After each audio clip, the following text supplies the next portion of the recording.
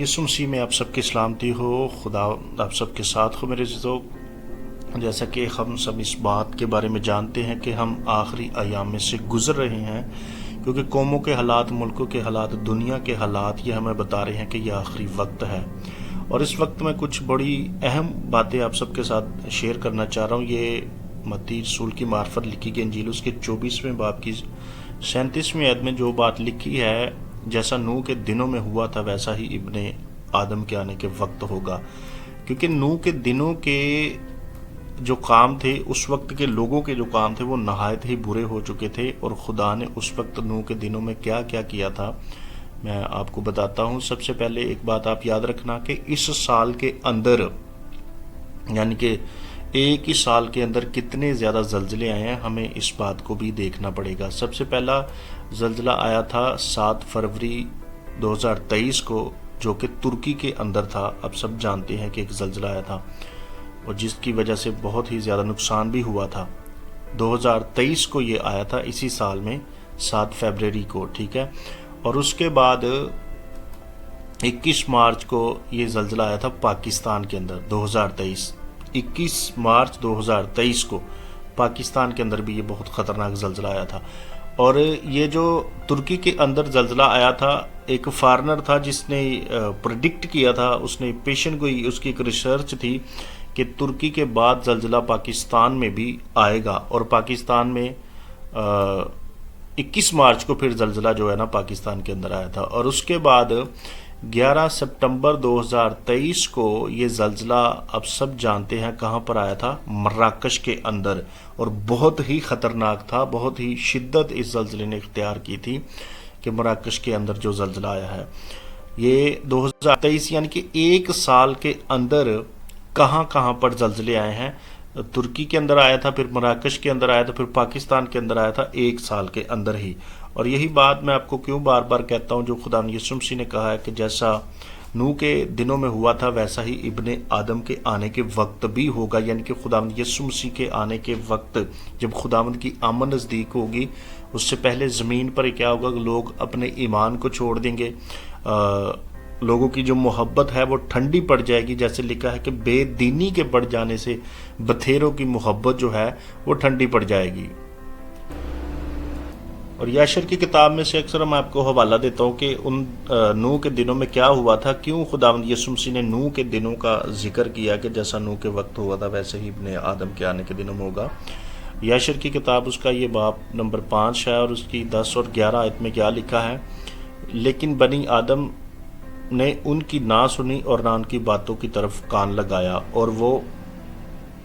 اکڑ گئے، یعنی کہ بگڑ گئے اور زیادہ۔ اور آگے لکھا، اور خداون نے ان کو 120 برس کی مدت دی، جو لکھا ہے نا پیدائش کی کتاب اس کے 6 باب کی 3 آیت میں، کہ میری روح جو ہے وہ انسان کے ساتھ ہمیشہ مزاحمت نہ کرتی رہے گی، تو بھی اس کی عمر جو ہے وہ 120 برس کی ہوگی۔ یہاں پر بیسک خدا نے بنی نوع انسان کو، بنی آدم کو 120 برس دیے تھے، جس میں وہ کیا کریں، اپنے آپ کو بہتر کرے، گناہ سے توبہ کرے۔ یہاں پر صاف لکھا، اور خداوند نے ان کو 120 برس کی مدت دی کہ اگر وہ واپس آئیں تو خدا اس پلان سے جو خدا نے کیا تھا کہ زمین کو پانی کے ذریعے سے تباہ کرے، خدا بھی اس سے باز آئے گا، لیکن انہوں نے توبہ نہ کی، زیادہ زمین پر اور زیادہ گناہ کرنا شروع کر دیا۔ اور خدا وہاں کیا کرتا رہا میرے عزیزو، یہاں پر یہ صاف لکھا ہے، 5 باب کی 5 آیت ہے، یاشر کی کتاب 5 باب کی 5 آیت کو جب آپ پڑھیں گے تو آپ کو پتہ چل جائے گا کہ اب آخری دنوں کے اندر کیا ہو رہا ہے۔ اور لکھا ہے، اور خداوند ان پر سخت غضبناک ہوا، اور خداوند ان دنوں میں بیج کو تباہ کرتا رہا کہ زمین میں کوئی بھی یعنی کہ کٹائی نہ ہو، نہ زمین بوئی جائے نہ کٹائی ہو، یعنی کہ زمین پر خدا نہ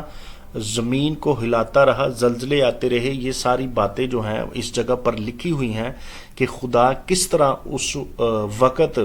نوح کے زمانہ میں بنی نوع انسان کے خلاف بھی رہا، ان کو سمجھاتا بھی رہا۔ کیسے سمجھاتا رہا؟ زلزلے بھیج کر، زمین کو ہلا کر، یعنی کہ اس طرح کی چیزیں خدا خود کرتا رہا تاکہ انسان توبہ کر لیں اور خداوند اپنے خدا کی طرف رجوع کریں۔ یہ بار بار میں آپ کو باتیں بتا رہا ہوں کہ ہم ان آخری دنوں میں ہیں، جیسے 120 سال کی مدت خدا نے بنی نوع انسان کو دی تھی پیدائش باپ کے اندر، آج بھی ہم اسی چیز کے اندر ہے کہ خدا بار بار اس طرح کی چیزیں کر کے، جیسے خدا یسوع مسیح نے کہا کہ جیسے نوح کے وقت ہوا تھا کہ ابن آدم کے آنے کے دنوں میں بھی ویسا ہی ہوگا، آج بھی خدا زمین پر یہ ساری چیزیں کر کے لوگوں کو احساس دلانا چاہ رہا ہے کہ میں ہوں خداوند تمہارا خدا ہوں، میری طرف رجوع کرو اور تمام برائی جو زمین پر ہو رہی ہے اس سے